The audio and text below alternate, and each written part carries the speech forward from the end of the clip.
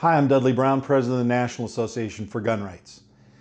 Today we're here talking about components or accessories for firearms.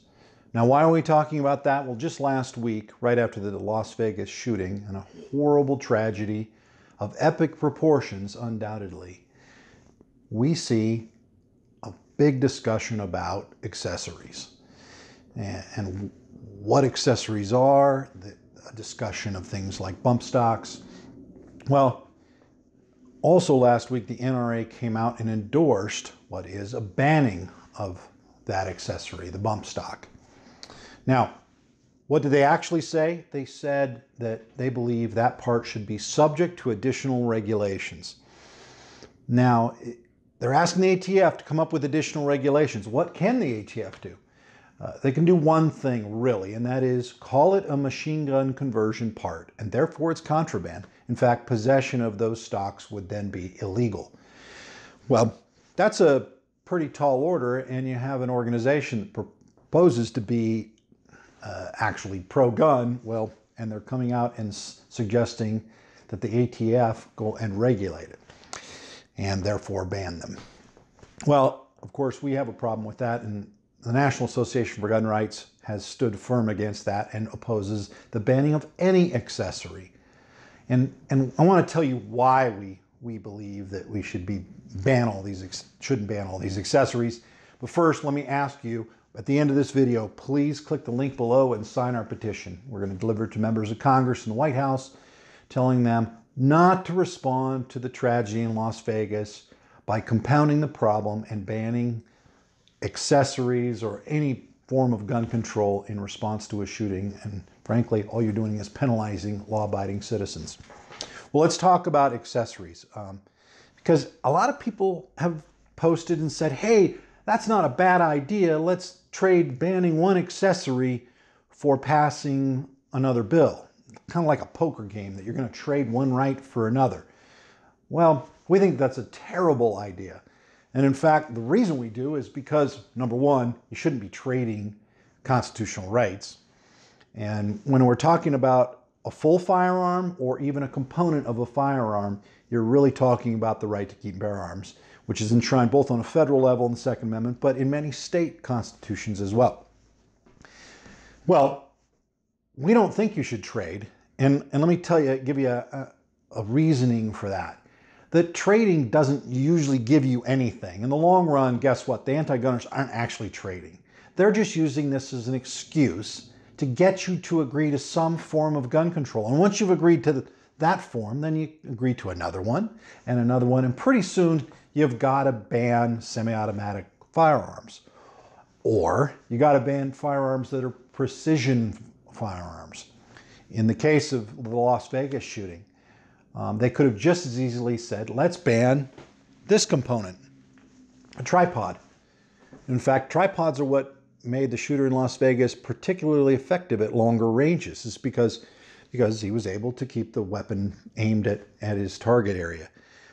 Well, because that sicko used a bipod doesn't mean that then we should ban this component. Most shooters have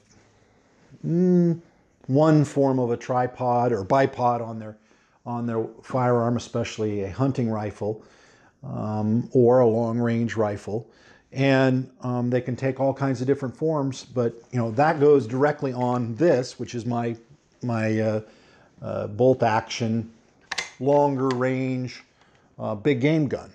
Well, you attach a bipod onto it, makes it a lot more accurate. I also have a bipod on a long-range precision rifle, shooting out to 1,000 yards. Well, what am I shooting?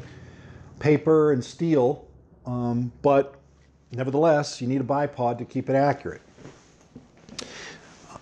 Nancy Pelosi and Dianne Feinstein could have just as easily said, let's ban bipods. And that's why we think trading components is bad. I want to show you some other components and talk about these accessories and why we don't think they should be banned. Once you've started banning one, why not ban more?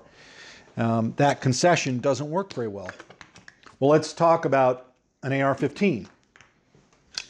Well, this is one of my AR-15s, and this rifle doesn't have too many, let's call them tactical components on it yet, except, well, this is retractable stock. As you remember, the Dianne Feinstein 10-year ban on assault rifles defined those rifles by their constituent components, whether it was bayonet lugs or pistol grips, retractable stocks, flash hiders. Well, in this case, I'm a left-handed with a rifle because I'm left-eye dominant. And so I have a left-handed charging handle. It's actually ambidextrous, right? Okay, so you can pull it from either side. I also have a left-handed and ambidextrous selector lever, fire or semi-auto on this weapon. I also have a little mag pullet. I've forgotten what they call this arm. It's called an arm of some type, and it allows you to manipulate the action from one side. All right, what about some other AR-15 accessories? Well, here's some vertical foregrips for an AR-15. In fact, here's 3 different types, which are kind of interesting. 3 different types: short, longer, and then this is the angled foregrip. Allow you to grab the forend a little more effectively. Well, you know what? I kind of don't like, I started shooting these vertical foregrips. I don't like them. I think they kind of make you pull the rifle down, as they call it, milk the rifle. And so when you mount them up here, the tendency is to pull them down. I kind of stopped using them. I also used to have, I got this. I thought this was a very neat component. This accessory is made by a rather large company, and it gets very expensive. And it's got a flashlight built into it, and it's that vertical foregrip that you can then use to turn the light on and off. Well, I really don't like it anymore. In fact, I started shooting it for many years, and I kind of stopped. Well, why? I don't like it, but I don't want to ban it.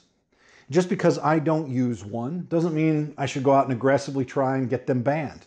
I know some people say, I don't need a bump stock, or I don't need this kind of component. Fine. But that doesn't mean you should ban it. All right, here's some more components. As you saw, my hunting rifle. It's got a very standard 3x9 power stock. 3x9 power scope. And this scope is pretty simple, but it allows you to aim at longer ranges, more precise shooting. Well, a lot of people they like to use open sights. They think it's a throwback to the times when we were actually shooting in the 1800s. Well, those people might say, I don't like scopes. I think it gives an unfair advantage, or it's somewhat dangerous. Sorry, I don't buy that. And I don't think we should ban them. Here's a handgun. It's interesting. It's venerable 1911 with a slight different take because it's got a rail and a tactical flashlight mounted on the front. Well, that's an accessory.